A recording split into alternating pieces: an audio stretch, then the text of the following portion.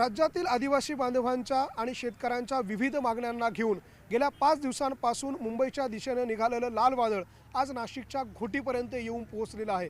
खरं तर या लॉंग मार्चचा आजचा 5वा दिवस आहे आणि 5व्या दिवशी जवळपास 35 ते 40 हजार शेतकरी आदिवासी बांधव या मोर्चामध्ये सहभागी झालेले आहे। माझ्या मागच्या बाजूला जर आपण ही दृश्य बघितली तर पूर्णतः नाशिक मुंबई महामार्गाची एक बाजू या लॉंग मार्चमध्ये सहभागी झालेल्या आंदोलकांनी रोखून धरलेली आहे। संपूर्ण महामार्ग जो आहे तो या आंदोलनकर्त्यांच्या लाल वादळानं ठप्प झालेला आहे। प्रत्येकाच्या हातामध्ये असलेला हा लाल झेंडा घेऊन हे सगळे आंदोलनकर्ते, मोर्चेकरी, शेतकरी, आदिवासी बांधव मुंबईच्या दिशेनं, मंत्रालयाच्या दिशेनं कूच करताना आपल्याला पाहायला मिळत आहे। खरं तर गेल्या अनेक वर्षांपासून या शेतकऱ्यांच्या त्याच मागण्या आहे, ज्या मागण्या 10 वर्षांपूर्वी होत्या, त्याच मागण्यांना घेऊन वारंवार हे शेतकरी आंदोलन करत आहे। यापूर्वी देखील अशा स्वरूपाचे 4 ते 5 लॉंग मार्च मुंबईच्या दिशेनं नेण्यात आले, मात्र यातले अनेक लॉंग मार्च अर्ध्या रस्त्यामध्ये तडजोडी करून सरकारने परत पाठवले। मात्र त्यानंतर देखील शेतकऱ्यांच्या मागण्या, आदिवासी बांधवांचे प्रश्न सुटलेले नाही आहे। साधा प्रश्न या शेतकऱ्यांचा आहे की ज्या वनजमिनीचे वनपट्टे या शेतकऱ्यांना देण्यात आलेले आहे त्यांचे स्वतंत्र सातबारे करावे, हा एक साधा प्रश्न देखील सरकार सोडवू शकलं नाही। आणि सुरुवातीच्या काळात अर्थात आंदोलन सुरू असताना या शेतकऱ्यांच्या मागण्या मान्य केल्या जातात। सुरुवातीला काही शेतकऱ्यांना वनपट्टे देखील दिले जातात, मात्र नंतर ही सगळी प्रक्रिया धीम्या पद्धतीने सुरू होते आणि अनेक ठिकाणी ही प्रक्रिया बंद पडते आणि म्हणून पुन्हा या शेतकऱ्यांना अशा पद्धतीने हा मोर्चा घेऊन मुंबईच्या दिशेने जावं लागतंय। ही दृश्य जर आपण बघितली तर या दृश्यामध्ये सर्वसामान्य आदिवासी भागातल्या महिला त्यांच्या लहान मुलांना घेऊन, ज्येष्ठ नागरिकांना घेऊन या मोर्चामध्ये सहभागी झालेले आहे। किसान सभेचे नेते माजी आमदार JP गावित या सगळ्या मोर्चाचं नेतृत्व करताय। त्यांचे चिरंजीव इंद्रजित गावित देखील आपल्यासोबत आहे। आपण सुरुवातीला इंद्रजित गावित यांच्याकडे जाणार आहोत। काय मागण्या तुमच्या आहे आणि वारंवार अशा पद्धतीनं रस्त्यावर तुम्हाला का उतरावं लागतंय? आमची प्रमुख मागणी आहे, मागणी नाही सांगता येणार, त्याची अंमलबजावणी वनाधिकार कायद्याची या ठिकाणी काटेकोरपणे अंमलबजावणी झाली पाहिजे। आणि जे वनाधिकार कायद्यामध्ये जे दावेदार आहेत, वन दावेदार, त्यांना त्या कायद्याचा फायदा झाला पाहिजे, ही आमची ह्या ठिकाणी प्रमुख भूमिका आहे। आणि त्या कायद्याची अंमलबजावणी होत नाही म्हणून आम्हाला वारंवार ह्या ठिकाणी जावं लागतं आहे। दुसरे अजून जे काय आहे पाण्याचं ते इकडे मांडतीलच, पण शिक्षणाचा जो एक महत्त्वाचा ह्या ठिकाणी आमची मागणी आहे। संपूर्ण महाराष्ट्रामधील जिल्हा परिषद शाळा असतील किंवा शासकीय आदिवासी आश्रमशाळा असतील, त्यांची एकदम दयनीय अवस्था आहे। आणि आज जर आपण बघितलं तर जिल्हा परिषद शाळेंच्या माध्यमातूनच महाराष्ट्राभर शिक्षणाचा प्रसार आणि प्रचार हा झालेला आहे आणि आज त्याची दयनीय अवस्था आहे। तर त्या शाळेंच्या इमारती आज संपूर्ण महाराष्ट्रामध्ये मोडकळीस आलेल्या आहेत आणि त्या इमारतींचं बांधकाम ह्या ठिकाणी शासनाने करून दिलं पाहिजे आणि पूर्वीचं वैभव या जिल्हा परिषद शाळेंना प्राप्त करून दिलं पाहिजे, ही आमची या ठिकाणी मागणी आहे। शिक्षण पण या जमिनी इतकंच महत्त्वाचं शिक्षण पण आहे, पाण्या इतकंच महत्त्व ह्या शिक्षणाला पण आहे। शिक्षण नसेल तर काहीच नाही, ही पण आमची फार महत्त्वाची जे मागणी आहे। आज आदिवासी समाज जर म्हणजे आहे प्रगती म्हणजे झालेली आहे, तर ते शिक्षणामुळेच या ठिकाणी थोडं आज सुधारणा झालेली आहे। म्हणून आमची ही पण एक मागणी, मुख्य मागणी आमची ही एक आहे। आपण बघतोय इंद्रजित गावित आपल्यासोबत होते। या मोर्चामध्ये सहभागी झालेल्या काही महिला आहे, आपण त्यांच्याशी देखील बोलणार आहोत। त्यांच्या या सगळ्याबाबत नेमक्या काय मागण्या आहेत, काय तुम्ही या आंदोलनामध्ये सहभागी झालात, काय मागण्या तुमच्या प्रामुख्याने आहे आणि इतक्या लांबपर्यंत तुम्हाला पायी जावं लागतंय, काही त्रास होतोय का? हो, आता आमच्या मागण्या तर आहेत, त्याच्यामुळे आम्ही पायी येतो आणि पायी आल्यावर तरी सरकार जागेल आणि आमच्या मागण्यांचा गंभीरपणे विचार, पायांना फोड आलेले आहेत, हा अंगठा। तर आमच्या मागण्या अशा आहेत की जे आमचे 20 वर्षापासूनचे जे कायदा झालेला आहे त्यानुसार जे वन जमिनीचे पट्टे आहेत, कोणाचे 1 आरपासून तर 20 आरपर्यंतचे जमिनी आहेत, तर ते म्हणजे सुद्धा ते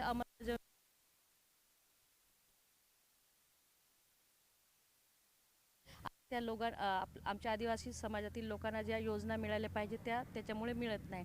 दुसरं आमचं जी आहे जसे हमी भावाप्रमाणे सरकार खरेदी करते, तसे आमच्या भागातली जी पिकं आहेत ती स्ट्रॉबेरीपासून किंवा इतर ज्या धान्य आहेत ते सुद्धा सरकारने हमी भावाने खरेदी केलेली पाहिजेत।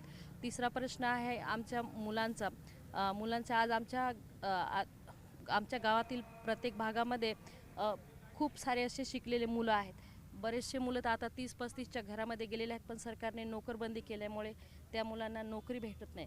तर अशा आमच्या भागातला जो पेसा कायदा अंतर्गत जी नोकरबंद ती झाली पाहिजे. अजून ज्या आमच्या भागांमध्ये आता मोठमोठाली धरणे होऊ राहिलीत, तर त्या धरणांमुळे म्हणजे ते धरणांचे तर असे प्रश्न आहेत की धरणं होऊ राहिलेत, पण ते लोकांची विस्थापन कुठं करायचे तो सुद्धा अजून सरकारने कुठं आम्हाला हे सांगितलं नाही. पण ते जे धरणं होत आहेत, तर त्या धरणांचे प्रामुख्याने पाणी त्याच भागातील लोकांना आधी मिळालं पाहिजे, नंतर ते तुम्ही कुठे घ्यायचे तर घ्या, हा सुद्धा प्रश्न आहे. आमच्या भागातील आश्रमशाळा आहेत, त्या आश्रमशाळांमध्ये आज बरेचसे शिक्षक रिटायर झालेले आहेत, पण सरकारने गेल्या किती वर्षांपासून एक सुद्धा भरलेला नाही. एक 2 शिक्षक आहेत आणि मुलं मात्र 12 वर्गांची आहेत. खूप दयनीय अवस्था आहे. जिल्हा परिषदेची सुद्धा तशीच अवस्था आहे. शाळा पडलेल्या आहेत, वर्गात मुलं आहेत पण शिकवायला शिक्षक नाही. भैया, अशा पद्धतीचे वेगवेगळे प्रश्न जे आहेत ते त्यांनी सांगितलेले आहे, ज्यामध्ये प्रामुख्यानं वर्षानुवर्ष जे प्रश्न भेडसावत आहेत तेच प्रश्न आजही त्यांना आहेत. ताई, तुम्ही देखील या मोर्चामध्ये आहात, नेमक्या काय भूमिका तुमची आहे आणि इतक्या दिवस तुम्ही घर सोडून या मोर्चात सहभागी आहात, काही त्रास होतोय का? त्रास होतोय, पाय दुखत या, पायाला काय यांचे फोड आले, पण मग पाय दुखत या ते. आपण बघतोय या आदिवासी भागातल्या खरं तर महिला आहे, अनेक महिलांना या आंदोलनामध्ये सहभागी झालेल्या महिलांना त्यांचे प्रश्न देखील मांडता येत नाही, मात्र त्यांच्या भावना तीव्र आहे, तितका राग आहे, तितका संताप आहे आणि ज्या समस्या त्यांना रोज दैनंदिन जीवनामध्ये भेडसावत आहे त्या सगळ्या समस्यांना घेऊन त्या आज रस्त्यावर उतरल्या. 5 दिवसापासून त्या पायी चालत आहे. अनेक महिला ज्या आहेत त्या आपल्या लहान मुलांना घेऊन देखील आंदोलन आहे. ताई, तुम्ही देखील तुमच्या लहान मुलाला घेऊन या आंदोलनामध्ये सहभागी झालात. गेल्या वेळेला देखील तुम्ही लहान मुलासोबत या आंदोलनामध्ये होता, या वेळेला देखील आहात. हो, आम्ही आमच्या मागण्या पूर्ण व्हाव्या म्हणून मागच्या वेळेस पण आम्ही मोर्चा काढलेला होता, पण मागच्या वेळेस जे आश्वासने दिले ते काही पूर्ण केले नाही, म्हणून ह्या वेळेस पण तेच मागण्या घेऊन आणि परत आलेलो आहोत. आपल्यासोबत कॉम्रेड अजित नवले देखील आहे. आपण अजित नवलेंशी देखील बोलणार आहोत. आपण ह्या मागण्या बघतोय, वर्षानुवर्ष त्याच मागण्या, वर्षानुवर्ष त्याच समस्या घेऊन येत आहे. ज्या तुमच्या भागात होणाऱ्या धरणांमध्ये जमिनी जात आहे, त्याचं विस्थापित झालेल्या लोकांना कशा पद्धतीनं पुन्हा घरं द्यायचे हा प्रश्न सुटत नाही आहे. आदिवासी आश्रमशाळांचा प्रश्न आहे. हेच प्रश्न वारंवार या भागातल्या लोकांना भेडसावत आहे. पण सरकार नेमकं काय करतं आहे, किंवा या सरकारच्या सोबत आपलं जे बोलणं होतं ते अर्धवट राहतं आहे का वारंवार, असा प्रश्न उपस्थित केला जातो. नाही, मुळातच हे जे सगळे आदिवासी शेतकरी आहेत यांच्या मागण्या सुटाव्यात, किंवा केवळ हेच शेतकरी नाही तर महाराष्ट्रातले इतर शेतकरीसुद्धा त्यांच्या मागण्या निकाली निघाव्यात असं काही सरकारला वाटत नाही आहे. सरकारला ते वाटत असतं तर नक्कीच मान्य मागण्यांची अंमलबजावणी झाली असती. असं का वाटत नाही आहे? कारण जाती आणि धर्माचा वापर करून आणि कॉर्पोरेट कंपन्यांकडून, अदानी अंबानीकडून जो प्रचंड निधीच्या स्वरूपात पैसा मिळतोय त्याचा अमाप वापर करून ते निवडणुका जिंकू शकतात, सत्तेवर येऊ शकतात. हा पूर्ण कॉन्फिडन्स हा नरेंद्र मोदी साहेबांना आणि महाराष्ट्रातले देवेंद्र फडणवीस साहेबांना आलेला आहे. तर त्याच्यामुळे ते फक्त मोर्चा निघाला की मागण्या मान्य करतात, लेखी देतात, आश्वासनं देतात, वेळ मारून नेतात आणि एकदा आम्ही गेलो की मग आमच्या सगळ्या मागण्यांचा, आपण शेतकऱ्यांना, आदिवासींना काय आश्वासन दिलं या सगळ्याचा त्यांना विसर पडतो. पुन्हा ज्यावेळी मागण्या फार तीव्र होतात आम्ही परत रस्त्यावर उतरतो आणि मग परत ते आमच्या पुढे येतात. हे जोपर्यंत सरकार हे महत्त्वाच्या प्रश्नांच्या बद्दल निवडणुकांच्या पार्श्वभूमीवर निवडलं जात नाही आणि जमिनीचे हक्क, शेतीमालाचे भाव, आदिवासींचे प्रश्न, श्रमिकांचे प्रश्न ह्या मुख्य मुद्द्यांवर निवडणुका होऊन त्या आधारावर लोक सरकार निवडून देत नाही, तोपर्यंत हे असंच चालणार. हे ह्या महाराष्ट्राचं आणि देशाचं दुर्दैव आहे. कॉम्रेड, यामध्ये एक महत्त्वाचा मुद्दा म्हणजे आपण सरकारशी बोलणी करता यापूर्वी देखील आपण, म्हणजे आम्ही तुमच्याबरोबर, हा माझ्या माहितीनुसार 4था मोर्चा आम्ही तुमचा कव्हर करतोय. मात्र ज्या वेळेला सरकारशी बोलणी करण्याची वेळ ती तुमचं शिष्टमंडळ जातं, सरकारशी बोलणी करतं, चर्चा होते, मग अंमलबजावणी होत नाही आहे किंवा तोडगा निघत नाही, मग तरी तुम्ही माघारी फिरतात आणि पुन्हा मोर्चा काढतात. हे या लोकांबरोबर हा खेळ नाही का? तो आमच्या सगळ्याच संघटनेबरोबर सरकारने चालवलेला खेळ आहे. हेच अस्वस्थता आम्ही मागच्या वेळी व्यक्त केली आणि त्यावेळी comrade JP Gavit, doctor Ashok Dhawale यांनी आग्रह धरला की तुम्ही लेखी वगैरेवर काय आता आम्ही समाधान मानणार नाही. माननीय देवेंद्र फडणवीस साहेबांनी फ्लोअरमध्ये, हाऊसच्या फ्लोअरवर म्हणजे सभागृहाच्या पटलावर त्याचं निवेदन करावं. सभागृहाच्या पटलावर ज्यावेळी एखादं निवेदन केलं जातं त्यावेळेस त्याला कायदेशीर आधार येतो आणि ते बंधनकारक असतं. ते त्यांनी मान्य केलं आणि माननीय देवेंद्र फडणवीस साहेबांनी विधानसभेच्या पटलावर ह्या ठेवलं की कालबद्ध आम्ही कार्यक्रम आखू आणि हा प्रश्नासाठी परत मोर्चा काढावा लागणार नाही नाही नाही असं त्रिवार आश्वासन त्यांनी दिलं. आता यापेक्षा दुसरं आम्ही काय करायला पाहिजे? शिंदे साहेबांनी देखील मुख्यमंत्री असताना विधान भवनामध्ये या सगळ्याचे जे काही धोरणात्मक निर्णय होते ते देखील घेतले. वनपट्ट्यांचा निर्णय त्याही वेळेला निकाली काढलेला होता. आता निर्णय कुठलाही सरकारला घ्यायचा नाही, सगळे निर्णय ऑलरेडी घेतले गेलेले, फक्त अंमलबजावणी करायची. मग अंमलबजावणीसाठी तुम्हाला मोर्चा काढावा लागतो. दुर्दैवानं अंमलबजावणीसाठी मोर्चा काढावा लागण्याची ही वेळ आहे आणि अनेक वेळा आम्ही अंमलबजावणीसाठीच मोर्चा काढलेला आहे. मुळात यांच्यापेक्षा पण 2005ला हा कायदा झाला. मार्क्सवादी कम्युनिस्ट पक्षाचे आणि डाव्या पक्षांचे 62 खासदार ज्यावेळी दिल्लीमध्ये होते त्यावेळी हा कायदा आमच्या दबावापोटी मंजूर करावा लागला. त्याची 2007ला अंमलबजावणी झाली. आता कायद्याची अंमलबजावणी करा याच्यासाठी मोर्चा काढावा लागतो आहे. याच्यापेक्षा दुर्दैव आदिवासींचं, शेतकऱ्यांचं काय असू शकतं? आणि म्हणून मग विश्वास कशावर ठेवावा? आज प्रजासत्ताक दिन आहे. आम्ही ध्वजारोहण करून आणि झेंड्याला सलामी करून आणि प्रजासत्ताक दिनाचा आनंद व्यक्त करून आम्ही हा सगळा मोर्चा सुरू केला. हे सगळे जे सामील झालेले आहेत यांचा प्रजासत्ताक कधी उगवणार आहे? जर कायद्याच्या अंमलबजावणीसाठी या देशात मोर्चा काढावा लागत असेल तर याच्यापेक्षा दुर्दैव काय असू शकतं? हे कोणाचं फेल्युअर आहे? हे नक्कीच सिस्टीमचं फेल्युअर आहे. ज्या प्रकारचे लोक आम्ही निवडून दिले ते बात तर गरिबांच्या बाजूनं, शेतकऱ्यांच्या बाजूनं, आदिवासींच्या बाजूनं करतात, मात्र तिथे कारवाई अदानी अंबानीच्या बाजूनं करतात. आदिवासींना जमीन देण्याचा कायदा करायचा, मात्र आम्ही कधीही मागितला नव्हता तो शक्तीपीठ मंजूर करायचं आणि त्यातून शेतकऱ्यांच्या जमिनी काढून घेऊन त्या अदानी अंबानीला द्यायच्या. आम्ही कधीही मागणी केलेली नाही आहे की वाढवण बंदर करा, त्याच्यामध्ये आदिवासींची गावच्या गावं उद्ध्वस्त करायची, त्यांच्या जमिनी काढून घ्यायच्या. विकास करायचा नाही का? म्हणजे रस्ते करायचे नाही का? पण त्यालाच विरोध का करताय? म्हणजे ठीक आहे, शेतकऱ्यांच्या किंवा या आंदोलनकर्त्यांच्या या मागण्या रास्त आहे, त्यांना वनपट्टे मिळावे, त्यांना स्वतंत्र सातबारे द्यावे, या मागण्यांसाठी हे लोक रस्त्यावर उतरत आहे. त्यांना रस्ता किंवा ह्या गोष्टींसाठी त्यांचा फारसा काही प्रश्न येत नाहीये. मात्र वारंवार अशा पद्धतीने विकासाला आपण विरोध करताय असा आपला एक नेरेटिव्ह जो आहे तो तयार केला जातोय आपल्या या सगळ्या आंदोलनांमध्ये. बघा, मार्क्सवादी कम्युनिस्ट पक्ष आणि किसान सभा ही अत्यंत विकासाच्या बाजूने असणारी संघटना आहे, परंतु आमचा विकास आणि त्यांचा विकास यात फरक आहे. आमचा विकास आम्ही म्हणतोय की आदिवासींना जमीन द्या म्हणजे त्यांचा विकास होईल, त्याला पडणारं पाणी द्या, ते सिंचित जमीन करतील आणि त्यातून त्यांचा विकास होईल, त्यांची लेकरं बाळं शिकतील, त्यातून त्यांचा विकास होईल. आमचा विकास शेतकऱ्यांच्या बाजूचा आहे. आम्ही म्हणतोय शेतीमालाला भाव द्या, नागली, वरई, सावा यांची स्ट्रॉबेरी याला भाव द्या, 2 पैसे शेतकऱ्यांच्या खिशात येतील आणि त्यातून शेतकऱ्यांचा विकास होईल. इथल्या जनतेचा विकास हा आमच्यासाठी विकास आहे. त्यांचा विकास कोणाचा विकास आहे? अदानी आणि अंबानीचा विकास हा त्यांचा विकास आहे. अदानी अंबानीवर आपण वारंवार म्हणताय, पण रस्ते करायचे नाही का? बघा ना तुम्ही, आम्ही कोणते रस्ते मागतोय? आमचा शेतीमाल बाजार रस्त्यांना विरोध नाहीच ना, परंतु तुम्ही म्हणताय की शक्तीपीठही करायचा नाही, तुम्ही म्हणता हायवे करायचे नाही. बघा ना तुम्ही, मी तेच सांगतो की आमचा शेतीमाल बाजार तळापर्यंत नेण्यासाठी आम्हाला रस्ता हवाय, आमच्या लेकरांना शाळेपर्यंत जाण्यासाठी रस्ता हवाय, तो तुम्हाला करायचा नाहीये. आणि अदानी अंबानीला बॉक्साईटच्या खाणींमधून खनिज संपत्ती सरळ नागपूरच्या गडचिरोलीच्या जंगलामधून डायरेक्ट समुद्रापर्यंत वाहून नेण्यासाठी अत्यंत हायस्पीड शक्तीपीठ तुम्हाला करायचं आहे.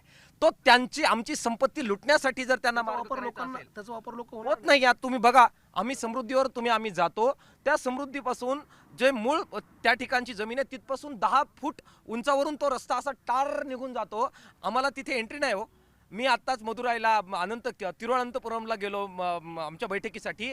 त्या अदानीचं जे एअरपोर्ट आहे त्याच्यामध्ये आम्ही वडापाव विकू शकणार आहे, आमची चहाची टपरी टाकू शकणार आहे, तिथे चहा आम्ही विकत घेऊ शकणार आहे. तो कोणाचा विकास आहे? तो इलिट क्लास 10% लोक जे आहे ज्यांच्याकडे अमाप पैसा साठलेला आहे त्यांच्यासाठी शक्तीपीठ आहे. तुमच्या या अदानी अंबानीच्या आरोपामुळे यांचे सामान्यांचे प्रश्न बाजूला पडतात असं नाही का? मी तर म्हणतो पुढचा मोर्चा देवेंद्र फडणवीस साहेबांवर काढायलाच नाही पाहिजे, तो अदानी अंबानीवर काढायला पाहिजे. कारण या देशाचं सरकार आता नरेंद्र मोदी आणि देवेंद्र फडणवीस चालवतच नाही आहे. या देशाचं सरकार, या देशाची तिजोरी, या देशाची धोरणं हे अदानी अंबानी कॉर्पोरेट ठरवत आहेत. पुढचा मोर्चा त्यांना काढायला पाहिजे. आणि गावित साहेबांना आणि आमच्या डॉक्टर अशोक ढवळेंना आम्ही विनंती करणार आहे की तुम्ही आता देवेंद्र फडणवीस साहेबांबरोबर चर्चा करायची वेळ घेणं बंद करा आणि सरळ अदानी अंबानीच्या यांचे प्रश्न काय करायचे? यांचा वनपट्टा आहेत, हे त्यांचेच प्रश्न आहेत ना.